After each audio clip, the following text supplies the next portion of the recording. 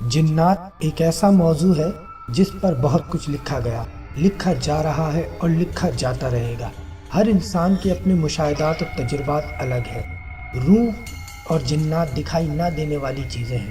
اس دنیا میں نہ دکھائی دینے والی کئی چیزوں کا ہم وجود مانتے ہیں، بلکہ بڑی حد تک ہم ان سے فائدہ بھی اٹھاتے ہیں، جیسے بجلی، ہوا، برقی لہریں۔ یہ سب تمام سائنسی کسوٹی پر پرکھے جانے کے بعد ہمارے استعمال میں آتی ہیں۔ جس طرح انسانوں کا وجود ہے، اسی طرح جنوں کا بھی وجود ہے، اور یہ بھی اللہ کی مخلوق ہے۔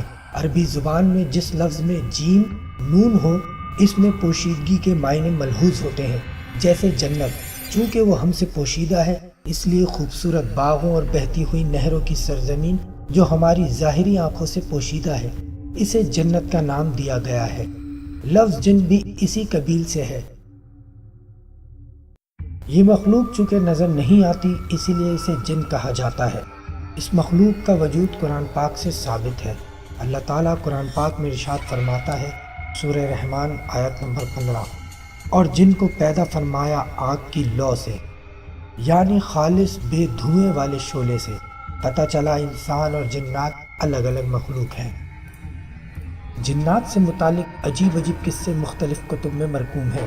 احادیث میں بھی جنات کا تذکرہ ہے، جو اس سے پہلے حضرت علامہ مولانا ڈاکٹر خالد صدیقی القادری رحمۃ اللہ علیہ اپنی کتاب جنات کی حقیقت میں تحریر کر چکے ہیں۔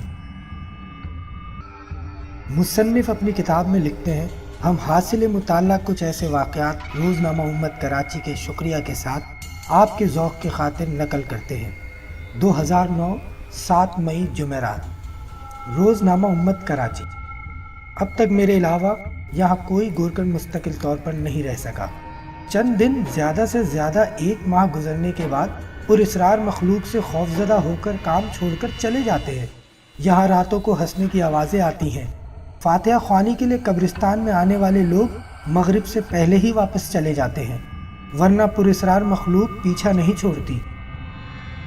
ان خیالات کا اظہار قیوم آباد میں واقع قبرستان کے گورکن ذوالفقار احمد نے امت سے گفتگو کرتے ہوئے کہا۔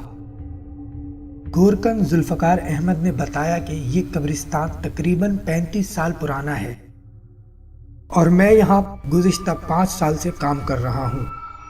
اس سے قبل ایک نجی سیکیورٹی کمپنی میں ملازم تھا۔ ذوالفقار احمد نے قبرستان میں پیش آنے والے پراسرار واقعات کی تفصیل بتاتے ہوئے کہا کہ جب میں گورکن کی حیثیت سے قبرستان میں آیا تھا تو مجھ سے پہلے یہاں 2 گورکن سلام اور سرور موجود تھے، جنہوں نے مجھے قبرستان میں موجود پراسرار مخلوق کے بارے میں بتایا۔ انہوں نے یہ بھی کہا کہ ہم یہاں پیش آنے والے واقعات سے تنگ آ گئے ہیں، اس لیے کام چھوڑ کر کہیں اور جانے کا ارادہ رکھتے ہیں۔ میں نے پوچھا کس طرح کے واقعات پیش آتے ہیں، تو انہوں نے کہا، ہم بیان نہیں کر سکتے، تم خود بہت جلد یہاں کی صورتحال سے واقف ہو جاؤ گے۔ ذوالفقار احمد نے بتایا کہ یہ قبرستان میں پہلی رات کا واقعہ ہے۔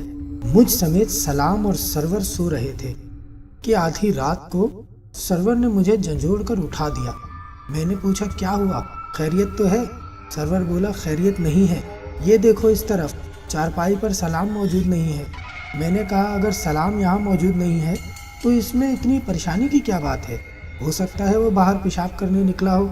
میری بات کا جواب دیے بغیر سرور نے دروازے کی کنڈی کی طرف اشارہ کیا۔ میں نے دیکھا تو دروازے کی کنڈی اندر سے بند تھی، لیکن میں پھر بھی معاملہ ٹھیک طرح نہیں سمجھ سکا۔ سرور میری چارپائی پر بیٹھے ہوئے سرگوشی کے انداز میں کہنے لگا، دروازہ اندر سے بند ہے اور سلام کمرے میں موجود نہیں ہے۔ اگر وہ باہر کسی کام سے جاتا تو دروازہ اندر سے بند نہ ہوتا، اسی لیے میں نے تمہیں جگایا ہے۔ اچانک کمرے سے کسی کے ہنسنے کی آوازیں آنے لگی۔ میں نے سرور سے پوچھا، یہ آوازیں کیسی ہیں؟ ہم نے تم سے کہا تھا کہ آدھی رات ہوتے ہی یہاں عجیب و غریب واقعات رونما ہونے لگتے ہیں۔ اسی دوران ہنسی کی مدھم آواز تیز ہونے لگی۔ میں نے فوراً آیت الکرسی پڑھنا شروع کر دی اور سرور سے بھی کہا کہ وہ بھی قرآن آیات کا ورد شروع کر دے۔ ہمارے اس عمل سے ہنسنے کی آوازیں مدھم ہو گئیں۔ میں نے سرور سے کہا، چلو باہر نکل کر سلام کو دیکھتے ہیں کیا خبر وہ کسی مشکل میں نہ ہو؟ سرور نے کہا اس وقت ہمارا باہر نکلنا مناسب نہیں، اور پھر سلام کے باہر نکلنے کی ہمارے پاس کوئی شہادت بھی نہیں ہے۔ میں نے کہا سلام اندر بھی تو موجود نہیں ہے، ہمیں اس کو تلاش کرنا چاہیے۔ ہم دونوں نے ہمت سے کام لیا اور دروازہ کھول کر باہر نکل گئے۔ آدھی رات کا وقت تھا، پورے قبرستان میں گپ اندھیرا چھایا ہوا تھا۔ غور سے دیکھنے پر بھی قبروں پر نصب سفید کتبوں کے سوا کچھ دکھائی نہیں دے رہا تھا۔ ہم آہستہ آہستہ آگے بڑھنے لگے۔ چلتے چلتے قبرستان میں موجود پانی کی ٹنکی پر ہمیں سفید کپڑوں میں ملبوس ایک شخص دکھائی دیا جو ٹنکی سے پانی نکال رہا تھا۔ میں نے سرور سے پوچھا یہ کون شخص ہے جو آدھی رات کو ٹنکی سے پانی نکال رہا ہے؟ سرور نے کہا پتہ نہیں کون ہے۔ یہ کہہ کر سرور رک گیا اور کہنے لگا میں یہاں سے آگے نہیں جاؤں گا، مجھے کچھ ٹھیک نہیں لگ رہا، چلو واپس چلتے ہیں، سلام کو صبح تلاش کر لیں گے۔ میں نے سرور سے سخت لہجے میں کہا ٹھیک ہے تم واپس چلے جاؤ، میں خود ہی اسے تلاش کر لوں گا۔ سرور نے کہا دیکھو تم غلطی کر رہے ہو، مجھے خدشہ ہے کہ اس غلطی کے نتیجے میں تمہیں بھاری نقصان کا سامنا کرنا پڑ سکتا ہے، میری مانتے ہو تو واپس چلو۔ اسی دوران سرور نے کہا وہ دیکھو سفید کپڑوں میں ملبوس شخص ہماری طرف بڑھ رہا ہے۔ میں نے بلند آواز میں پوچھا کون ہو تم اور اتنی رات گئے یہاں کیا کر رہے ہو؟ تاہم وہ جواب دیے بغیر ہماری طرف بڑھا چلا آ رہا تھا، لیکن 5-6 قدم کی دوری پر وہ شخص اچانک غائب ہو گیا۔ میری حیرت کی انتہا نہ رہی۔ سرور نے مجھے بازو سے پکڑتے ہوئے کہا ذوالفقار احمد چلو اپنے کمرے میں تم سے غلط تو نہیں کہہ رہا تھا، اب تم نے دیکھ لیا اپنی آنکھوں سے، اب ایسے واقعات تمہیں دیکھنے کو ملتے رہیں گے۔ پھر ہم دونوں اپنے کمرے میں آ گئے۔ میں پسینے میں شرابور ہو رہا تھا۔ کچھ دیر پہلے کا منظر میرے خیالوں میں گردش کر رہا تھا، میری بولتی بند ہو گئی تھی، لیکن سرور مسلسل مجھ پر تنقیدی جملے کس رہا تھا۔ ہم دونوں سونے کے لیے لیٹ گئے۔ صبح سرور نے اٹھایا تو مجھے بہت تیز بخار ہو رہا تھا۔ سرور نے کہا تمہاری طبیعت تو بہت خراب ہے، لگتا ہے رات کے واقعے سے تم خوفزدہ ہو گئے ہو۔ میں نے اس سے پوچھا سلام کا کچھ پتہ چلا؟ سرور نے کہا ہاں وہ صبح سویرے ہی آ گیا تھا اور ابھی دودھ لینے بازار گیا ہے۔ اسی دوران سلام کمرے میں داخل ہوا تو سرور نے کہا ذوالفقار احمد کو بخار ہے، تم جلدی سے چائے بنا لو تاکہ ہم ناشتہ کر کے اسے ہسپتال لے جائیں۔